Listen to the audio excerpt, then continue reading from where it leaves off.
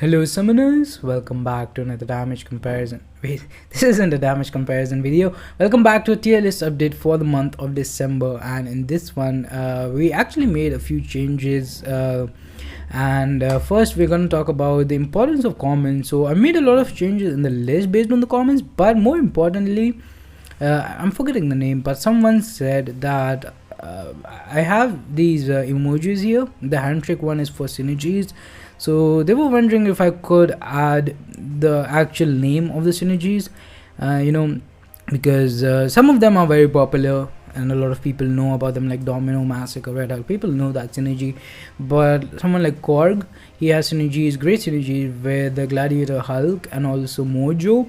Not that many people know. So and especially like these lists, the main benefit is for newer players, in my opinion. Like experienced players still see it to argue and discuss about some champion placement, and that's all good. I've always appreciated the discussion based on which I do actually make the changes, but for newer players it would have been better for me to mention the synergy, so I have, and you can take a look here. Now the best way still to see synergies for any character, here are characters who really benefit from synergies, like all of the champions that I mentioned here, but a lot of champions, most of the characters in this game have some decent synergies, and I can't list them all. The best way to do that, to check that out, is going to Ant-Man, going to champions, and just opening a page up. Like for example, if we're talking about Domino, the Red Hulk synergy, what it does, you can read it here. I can't mention everything in the tier list, so this is the better way to do it. But if you want to just see the name and explore those synergies for yourself in game, feel free to do so. This is the page where I have mentioned the synergies. I will be leaving a link to the tier list in the description and the pinned comment. So yeah, with that out of the way, let's scroll down, because a lot of people, probably some of them already would have commented that this character is missing, or the character at the bottom for which you have to scroll to see. And the thing is, these columns in the middle ones, they're just getting bigger and bigger, because they are good. Like whenever new characters come out, they usually are either good or medium, sometimes bad, but a lot of the bad characters, they get buffed and then they are again either good or medium. So the medium category is just getting pretty big at this point, which is not a bad thing.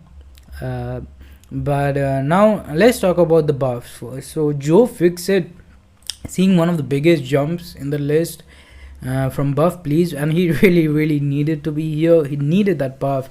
He was really bad damage output wise. I like, there was a champion buff poll, and at that time I did a comparison of all the characters, and Joe Fixit was the absolute worst. And now the damage output is actually pretty decent. Like you can get a lot of attack rating increase with one of his cards by ending the combos with medium attacks, and you have a lot of regeneration potential. You have a lot of choice in the debuff that you're going to be applying on the opponent, from Disorient, which is basically defensive ability reduction, to Petrify if you have 4 cards of the same type.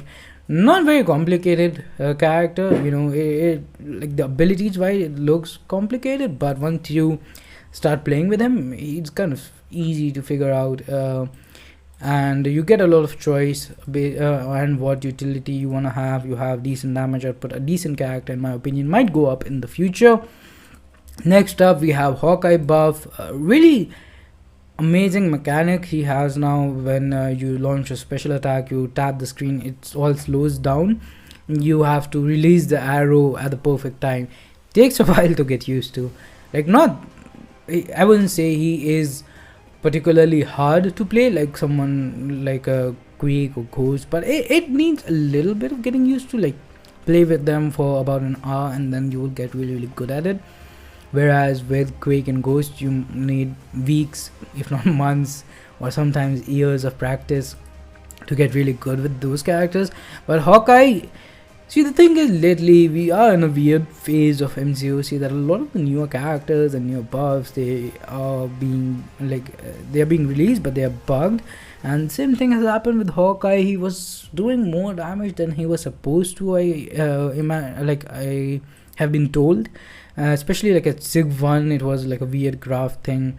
But I'm not exactly sure of his damage output because of the bugs. I'm not sure if they have been fixed either, but that's why he is here. He has the potential to go up. The damage output right now, he beat Mole Man in damage comparison. He has power control, and that's enough to probably get a tier bump. But I'm not sure if that is the damage that is intended or if he's bugged. So I'm gonna leave it here for now, and once we are sure of the numbers, he may go up.